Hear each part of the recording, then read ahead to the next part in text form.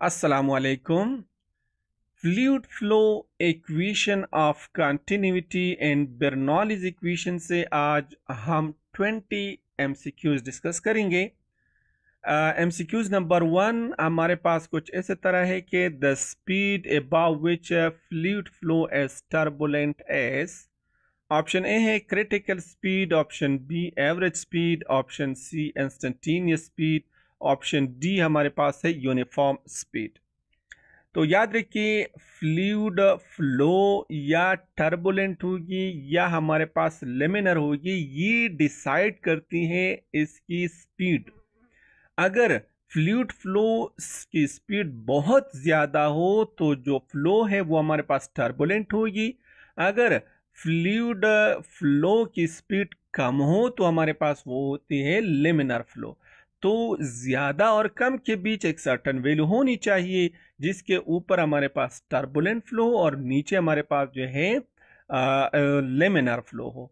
तो उस स्पीड को हम कहते हैं क्रिटिकल स्पीड। तो ऑप्शन ए हमारे पास करेक्ट ऑप्शन है। लेकिन याद रखिए, किसी भी फ्लूइड के लिए क्रिटिकल स्पीड की वैल्यू फिक्स्ड नहीं होती, क्योंकि क्रिटिकल स्पीड मालूम करने के लिए जो फार्मूला है जिसको हम लिखते हैं आर ये हमारे पास रेनॉल्ड नंबर है।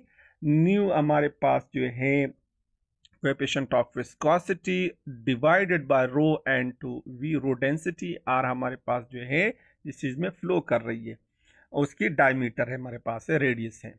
तो देखिए, क्रिटिकल स्पीड इन तीनों चीजों पर डिपेंड कर रही है, विस्कोसिटी पर, डेंसिटी पर और जिस चीज में फ्लो कर रही है उस पर, और साथ साथ रेनॉल्ड नंबर पर भी डिपेंड कर रही है। तो हर जगह हमारे पास फ्लो जो है वो सेम तो नहीं होती, एक ही चीज में तो फ्लूइड फ्लो नहीं कर सकता, और हर जगह पर हमारे पास जो है विस्कोसिटी की वैल्यू और डेंसिटी की वैल्यू भी सेम नहीं होती। तो इसलिए किसी भी फ्लूइड के लिए क्रिटिकल स्पीड की सर्टेन वैल्यू यानी न्यूमेरिकल वैल्यू फिक्स नहीं होती। हाँ, अगर हम वाटर की बात करें तो अगर वाटर हमारे पास 1 सेंटीमीटर डायमीटर वाले पाइप में ट्रेवल कर रही हो और अगर हम विस्कोसिटी और डेंसिटी की स्टैंडर्ड वैल्यू ले तो वाटर की जो क्रिटिकल स्पीड है इन कंडीशन के अंडर वो होगी हमारे पास 0.2 मीटर पर सेकंड। याद रखिए, ये अंडर सर्टन कंडीशन है। एमसीक्यू नंबर सेकंड हमारे पास कुछ ऐसे तरह है कि every particle of a fluid moving along exactly the same path is followed by particles that have passed that point earlier as। Particle of fluid जो है वो एक ही पाथ पर ट्रेवल कर रही है और सब पहला जो पाथ पार्टिकल जो है वो गुजर चुका है, तो उसके पीछे जो पार्टिकल्स आ रही है वो भी सेम पॉइंट से पास हो रही है। तो इस तरह के फ्लो को हम क्या कहते हैं? इस तरह के फ्लो को हम कहते हैं streamline flow. Option B steady flow, option C हमारे पास है लेमिनर फ्लो। तो streamline flow, steady flow, laminar flow ये सारे एक ही चीज होती है। तो लिहाजा हमारे पास करेक्ट ऑप्शन है option D, all of these. MCQ number third हमारे पास कुछ ऐसे तरह है कि turbulent flow is characterized by. Turbulent flow हम किस चीज से करेक्टराइज करते हैं? ऑप्शन ए है streamlines, option B whirlpool like regions, option C हमारे पास है टेंजेंट लाइन, ऑप्शन डी हमारे पास है नन ऑफ दीज। तो देखिए, टर्बुलेंट फ्लो हम करेक्टराइज करते हैं व्हर्लपूल लाइक रीजन्स पर, जैसे कि जो डायग्राम है उसमें दिखाया गया है, इस चीज से हम टर्बुलेंट फ्लो को करेक्टराइज करते हैं। जबकि लेमिनर फ्लो हम करेक्टराइज करते हैं स्ट्रीम लाइन से। तो यहाँ पर टर्बुलेंट फ्लो की बात हो रही है, सो लिहाजा हमारे पास करेक्ट ऑप्शन है option B whirlpool like region. Option MCQ number 4 हमारे पास कुछ ऐसे तरह है कि which of the following is correct about smoke rising from incense. Incense से जो स्मोक राइज हो रही है तो उसके लिए कौन सा स्टेटमेंट करेक्ट है? ऑप्शन ए है the flow is laminar near the bottom and turbulent further up, option B है the flow is turbulent near the bottom and laminar farther up. Option C है the flow is laminar everywhere. Option D the flow is turbulent everywhere. तो इस diagram को देखिए, इस diagram में essence के नज़दीक जो स्मोक है वो हमारे पास स्ट्रीम लाइन की शक्ल में है, जैसे लेकिन जैसे ये ऊपर जा रही है तो ये जो शेप ले रही है वो व्हिर्लपूल लाइक रीजन्स ले रही है। तो लिहाजा इस एसेंस के नज़दीक हमारे पास जो फ्लो है वो लेमिनार है, और जैसे ऊपर जा रही है तो हमारे पास जो फ्लो है वो टर्बुलेंट हो जाती है। ऑप्शन ए हमारे पास करेक्ट ऑप्शन है, the flow is laminar near the bottom and turbulent further up. MCQs number 5 हमारे पास कुछ ऐसे तरह है कि ideal fluid is non-viscous fluid because an object moving through the fluid experience। एक फ्लूइड हमारे पास आइडियल फ्लूइड जो है वो हमारे पास नॉन विस्कॉस फ्लूइड होती है। ये क्यों होती है? क्योंकि जब ऑब्जेक्ट इसमें मूव कर रही है तो ये एक्सपीरियंस करेगा कौन सी चीज को? ऑप्शन ए है टेंजेंशियल फोर्स, ऑप्शन बी हमारे पास no tangential force, option C no horizontal force, option D हमारे पास है हॉरिजेंटल फोर्स। तो आइडियल फ्लूइड जो कि एक नॉन विस्कॉस फ्लूइड होती है और जिसमें जब कोई ऑब्जेक्ट मूव कर रही होती है तो वो ऑब्जेक्ट किसी तरह का भी टेंजेंशियल फोर्स एक्सपीरियंस नहीं करता। तो लिहाजा हमारे पास ऑप्शन बी करेक्ट ऑप्शन है। इस चीज को याद रखिए कि अगर आपसे कोई पूछे कि आइडियल फ्लूइड या जो भी फ्लूइड हो, अगर वो नॉन विस्कॉस फ्लूइड है तो इस हमें कैसे पता चलेगा कि ये नॉन विस्कॉस फ्लूइड है? तो हमें पता चलेगा टेंजेंशियल फोर्स से। अगर ऑब्जेक्ट इसी फ्लूइड में ट्रेवल कर रही है, मूव कर रही है, और इसी ऑब्जेक्ट पर कोई भी टेंजेंशियल फोर्स ना लग रही हो तो वो फ्लूइड हमारे पास नॉन विस्कॉस होगी। और अगर इसी ऑब्जेक्ट पर कोई फोर्स लग रही हो तो वो फ्लूइड हमारे पास होगी viscous fluid. Option MCQs number 6 हमारे पास कुछ ऐसे तरह है कि the steady flow of fluid means, steady flow of fluid से क्या मतलब होती है? Option A the velocity at each point is constant with time, option B है the velocity varies from one point to another, option C stream lines cross each other, option D है stream line does not cross each other. तो steady flow of fluid का मतलब होते हैं कि fluid जब flow कर रही है तो इसमें जितने भी पार्टिकल्स, अलग हम कंसीडर करते हैं कि हमारे पास एक फ्लूइड की लेयर है, इसमें डिफरेंट पार्टिकल्स हमारे पास यहाँ पर हैं। तो एक पार्टिकल, तो ये एक पार्टिकल यहाँ पर है, एक पार्टिकल यहाँ पर है, तो सारी पार्टिकल्स की फ्लो जो वेलोसिटी है अगर वो हर पॉइंट पर टाइम के साथ सेम हो, यानी यहाँ पर वेलोसिटी हर पार्टिकल की सेम हो, तो वो स्पीड फ्लो हमारे पास होगी स्टेडी फ्लो। दूसरी बात याद रखिए, स्ट्रीम लाइन से भी हम कह सकते हैं कि एक स्टेडी फ्लो जो एक फ्लूइड है वो हमारे पास स्टेडी फ्लो है कि नहीं है। अगर हमारे पास स्ट्रीम लाइन एक दूसरे को क्रॉस ना कर रही हो तो भी हमारे पास जो फ्लूइड है वो स्टेडी होगी। लेकिन यहाँ पर बेस्ट ऑप्शन हमारे पास ये है कि velocity at each point is constant with time, क्योंकि जब वेलोसिटी कांस्टेंट हो तभी हमारे पास स्ट्रीम लाइन जो है वो एक दूसरे को क्रॉस नहीं करेगा।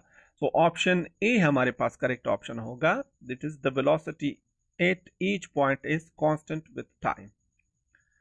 एमसीक्यूज नंबर 7 हमारे पास कुछ ऐसे तरह है कि an ideal fluid is an ideal fluid the temperature S. एक आइडियल फ्लूइड में हमारे पास टेम्परेचर कैसा होता है? ग्रेटर, ऑप्शन ए में greater in on top, greater at bottom, option C same everywhere in the fluid, option D हमारे पास से varies eight each point.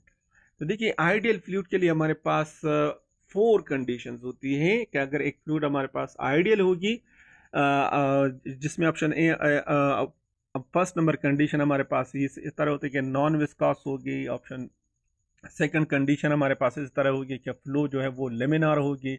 Option D हमारे थर्ड हमारे पास इस तरह होगी कि सॉरी कंडीशन नंबर थर्ड इस तरह होगी कि जो फ्लूइड है वो इनकम्प्रेसिबल होगी। ऑप्शन और कंडीशन नंबर फोर हमारे पास इस तरह होती है कि जो टेम्परेचर है वो कांस्टेंट होगी एवरीवेयर इन द फ्लूइड्स। तो आइडियल फ्लूइड में टेम्परेचर हर पॉइंट पर सेम होती है। सो करेक्ट ऑप्शन हमारे पास है option C, same everywhere in the fluid. MCQ number 8 है equation of continuity as manifestation of conservation of mass because. Equation of continuity ये बेस कर रही है कंजर्वेशन ऑफ मास पर, तो क्यों कर रही है?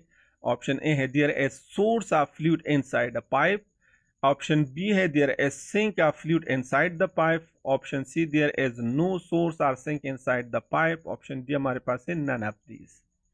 तो इक्वेशन ऑफ कंटिन्यूटी याद रखिए, इसको जब हम डिराइव करते तो फ्लूइड को हम ले रहे हैं एक नॉन यूनिफॉर्म क्रॉस सेक्शनल वाली पाइप में।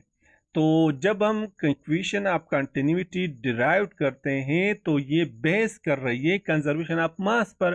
तो क्यों कर रही है कंजर्वेशन ऑफ मास पर? सो ऑप्शन ए है there is source of fluid inside a pipe.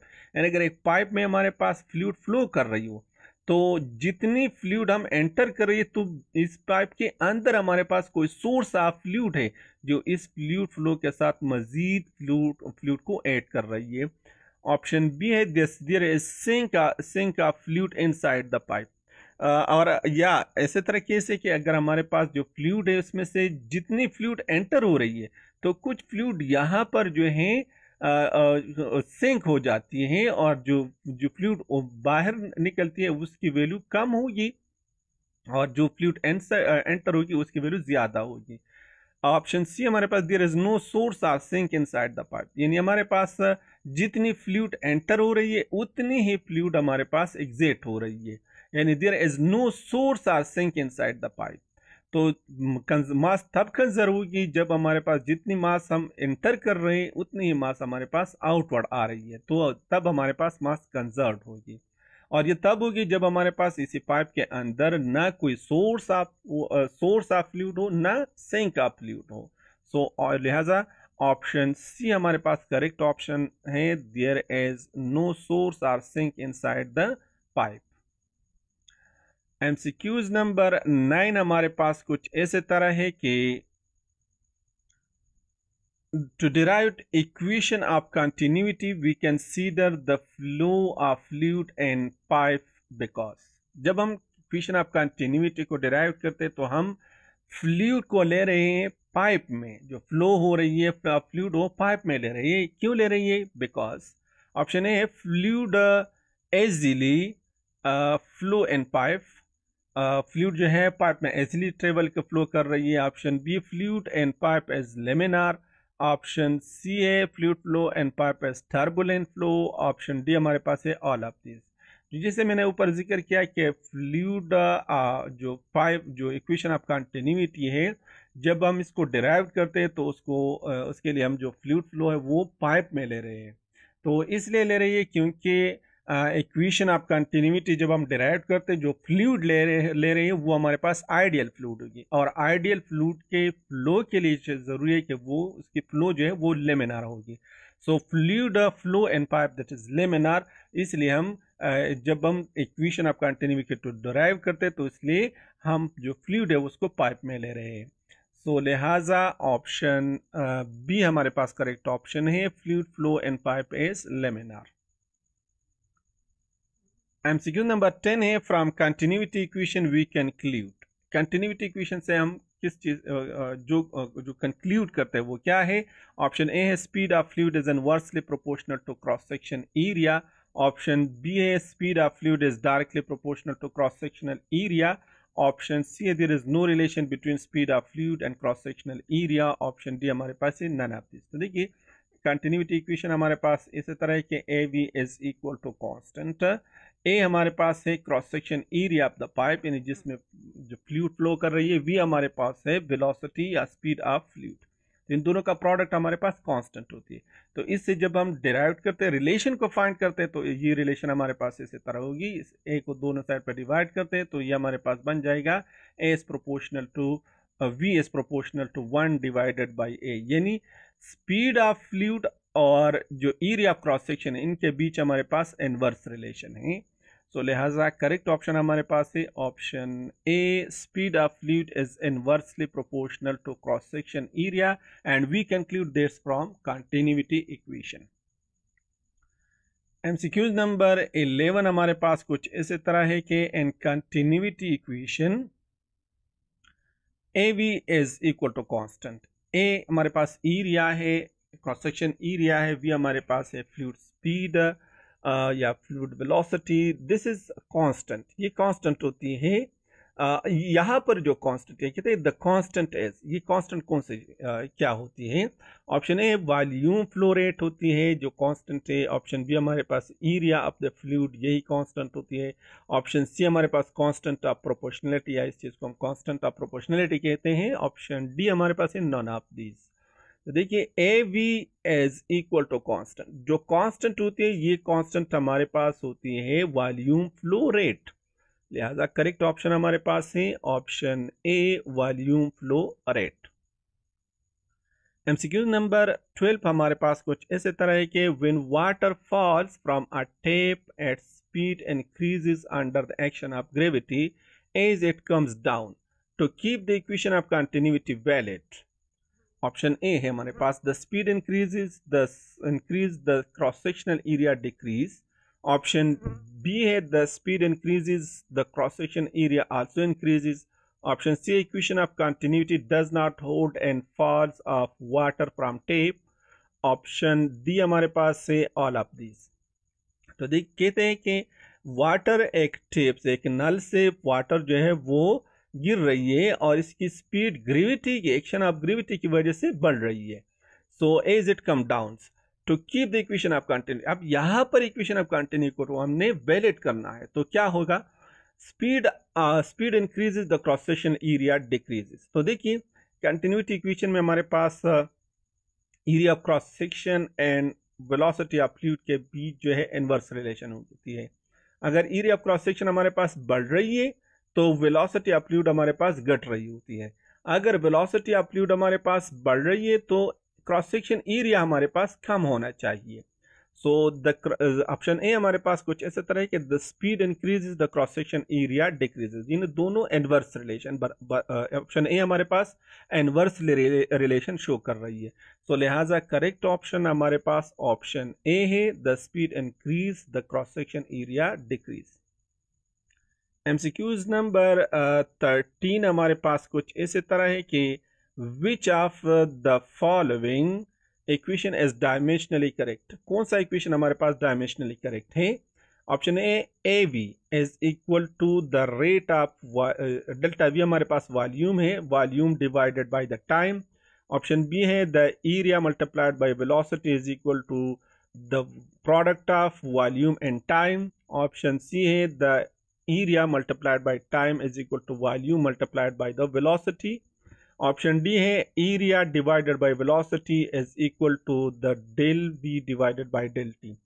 तो equation of continuity A we is equal to constant, जैसे हमने ऊपर जिक्र किया कि A V is equal to constant, जो कांस्टेंट होती है वो हमारे पास वॉल्यूम फ्लो रेट होती है। So this A we is equal to del V divided by del T. अब इसी साइड का जो डायमेंशन होगी वो डायमेंशन इसी साइड का भी होगी, क्योंकि ये इक्वेशन हमारे पास डायमेंशनली करेक्ट होती है। So A we is equal to del V divided by del T and this is option number A. So MCQ number 13 के लिए हमारे पास करेक्ट ऑप्शन ए है।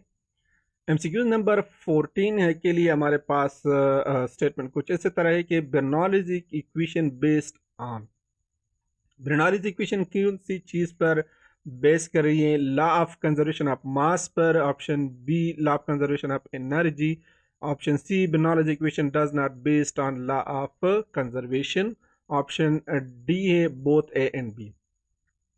तो याद रखिए टेक्निकली बर्नौलीज इक्वेशन दोनों लॉज पर, यानी law of conservation of mass पर और law of conservation of energy दोनों पर डिपेंड कर रही है।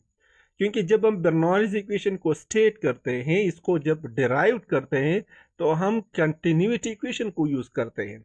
तो कंटिन्यूटी इक्वेशन तब यूज होगी जब हमारे पास मास कंजर्व होगी। लेकिन बुक्स में यहाँ ऐसे देख इसी एमसीक्यूज के बारे में कुछ ऐसे तरह करेक्ट ऑप्शन बता रही है कि ये बेस कर रही है लॉ कंजर्वेशन ऑफ एनर्जी पर। लेकिन टेक्निकली करेक्ट ऑप्शन हमारे पास होगी option D, both A and B. क्योंकि बर्नौलीज इक्वेशन में हमारे पास क्या होती है, इक्वेशन ऑफ कंटिन्यूटी भी होती है। सो लिहाजा डी ऑप्शन हमारे पास करेक्ट ऑप्शन है। एमसीक्यूज नंबर 15 हमारे पास कुछ ऐसे तरह है कि in Bernoulli's equation the pressure head has dimension equal to. तो बर्नौलीज इक्वेशन जब हम लिखते हैं तो उसके लिए हमारे पास मैथमेटिकल फॉर्म होती है P plus 1/2 rho V square plus rho G H is equal to constant. तो इसमें थ्री टर्म्स है, एक हमारे पास प्रेशर है ये वाला, एक ये है, एक ये है। इसमें जो प्रेशर है ये सिंपल प्रेशर नहीं है, बल्कि ये हमारे पास प्रेशर एनर्जी पर यूनिट वॉल्यूम, ये हमारे पास काइनेटिक एनर्जी पर यूनिट वॉल्यूम, ये हमारे पास होती है पोटेंशियल एनर्जी पर यूनिट वॉल्यूम। तो इसमें कहते हैं कि and Bernoulli's equation the pressure head इस चीज के बारे में बता रहे हैं, ये प्रेशर के बारे में। इसको हम प्रेशर हेड कहते हैं, इसको हम काइनेटिक एनर्जी हेड कहते हैं, और इसको हम पोटेंशियल एनर्जी हेड कहते हैं। जो प्रेशर हेड है इसकी जो डायमेंशन है वो बराबर होगी प्रेशर एनर्जी पर यूनिट वॉल्यूम की। तो लिहाजा करेक्ट ऑप्शन हमारे पास है ऑप्शन सी, एनर्जी पर यूनिट वॉल्यूम। क्योंकि जो बर्नौलीज इक्वेशन है वो एनर्जी पर यूनिट वॉल्यूम के लिए डिपेंड होते हैं, इसलिए तो बर्नौलीज इक्वेशन बेस कर रही है कंजर्वेशन ऑफ एनर्जी पर। ना एमसीक्यूज नंबर 6 हमारे पास कुछ ऐसे तरह है कि when the radius of the artery is reduced to half, the heart would have to increase the blood pressure by a factor of। जब अब आर्टरीज अगर हम कंसीडर करें कि ये हमारे पास आर्टरी है, इसकी रेडियस हमारे पास जब हाफ हो जाती है तो ब्लड प्रेशर जो हार्ट है वो ब्लड प्रेशर को कितने फैक्टर से इंक्रीज करेगा, तो that will increase by a factor of 16। That is option D is the correct option. MCQ number 17 हमारे पास कुछ ऐसे तरह है कि due to cholesterol the radius of artery reduces and the blood flow as increases at the point where cholesterols are build up the pressure of blood as. तो देखिए अगर ये हमारे पास आर्टरी है इस तरह, और यहाँ पर कोलेस्ट्रोल हमारे पास हो गई, कोलेस्ट्रोल की वजह से इस जो आर्टरी से इसकी जो डायमीटर है वो कम हो जाएगी। तो जब डायमीटर कम हो जाएगी तो ब्लड का जो फ्लो है उसी पॉइंट पर, इसी पॉइंट को हम कहते हैं लॉज पॉइंट। लॉज पॉइंट पर हमारे पास जो ब्लड की फ्लो है वो बढ़ जाती है, और जब ब्लड की फ्लो बढ़ जाती है तो इसी पॉइंट पर हमारे पास प्रेशर की वैल्यू क्या होगी, कम होगी। क्योंकि बर्नौलीज इक्वेशन के मुताबिक जिस पॉइंट पर प्रेशर ज्यादा होगी उसी पॉइंट पर हमारे पास फ्लो स्पीड कम होगी। तो इसी लॉज पॉइंट पर हमारे पास जो ब्लड है, जो ब्लड का जो फ्लो है उसकी स्पीड ज्यादा होगी, तो यहाँ पर प्रेशर कम होगी। अब हार्ट जो है, हार्ट के बीच हमारे पास प्रेशर क्या होगी, ज्यादा, और यहाँ पर कम होगी। तो हार्ट ज्यादा काम करेगा ब्लड को इस लो प्रेशर की तरफ भेजने के लिए। तो लिहाजा इस लॉज पॉइंट पर हमारे पास जो स्पीड है, जो ब्लड की जो फ्लो स्पीड है वो ज्यादा होगी, तो लिहाजा प्रेशर हमारे पास इस लॉज पॉइंट पर कम होगी। ऑप्शन डी हमारे पास करेक्ट ऑप्शन है, एंड डिक्रीजेस। एमसीक्यूज नंबर 18 है according to Bernoulli's principle when wind speed is high wind pressure is। जैसे कि एमसीक्यू नंबर 17 में मैंने बता दिया कि जैसे ये फ्लूइड की स्पीड ज्यादा हो तो वहां पर प्रेशर क्या होगी, कम होगी, क्योंकि बर्नौलीज इक्वेशन के मुताबिक दोनों के बीच रिलेशन इनवर्स होगी। सो वाइंड स्पीड की स्पीड अगर ज्यादा हो, वाइंड की स्पीड ज्यादा हो तो वाइंड प्रेशर हमारे पास क्या होगी, कम होगी। So that will be option B, that will be low. MCQs number 19 हमारे पास कुछ ऐसे तरह है कि what is the effect of the decrease in pressure with the increase of the speed of fluid in a horizontal pipe known as। एक horizontal pipe है, इसी पाइप में अगर हमारे पास प्रेशर क्या हो, डिक्रीज हो रही हो with the increase of speed, speed के बढ़ने के साथ साथ प्रेशर की वैल्यू क्या होगी, कम होगी। तो इसी इफेक्ट को हम क्या कहते हैं, इसी इफेक्ट को हम कहते हैं option A venturi effect, option B हमारे पास टॉरिसेली इफेक्ट, ऑप्शन सी हमारे पास है बर्नौलीज इफेक्ट, ऑप्शन सी हमारे पास है स्टोक्स इफेक्ट। तो ये अगर स्पीड फ्लो की जो स्पीड है वो ज़्यादा हो और प्रेशर हमारे पास कम हो तो इसी इफेक्ट को हम कहते हैं Bernoulli's effect. Option C is the correct option. Last MCQs हमारे पास कुछ इस तरह है कि at stagnation point the coefficient of pressure is. याद रखिए स्टेग्नेशन पॉइंट हमारे पास फ्लूइड फ्लो में वो पॉइंट होती है जैसे कि डायग्राम में दिखाया गया है जिसमें वेलोसिटी जो है पार्टिकल्स, जो फ्लूइड के जो पार्टिकल्स है वो जीरो होगी। तो जब वेलोसिटी की वैल्यू जीरो हो तो कोएफिशिएंट ऑफ प्रेशर की वैल्यू हमारे पास होगी 1, maximum value that is 1। Stagnation point हम जो डायग्राम में दिखाया गया है इसमें जो स्पीड है, जो स्पीड ऑफ फ्लूइड है वो हमारे पास जीरो होती है।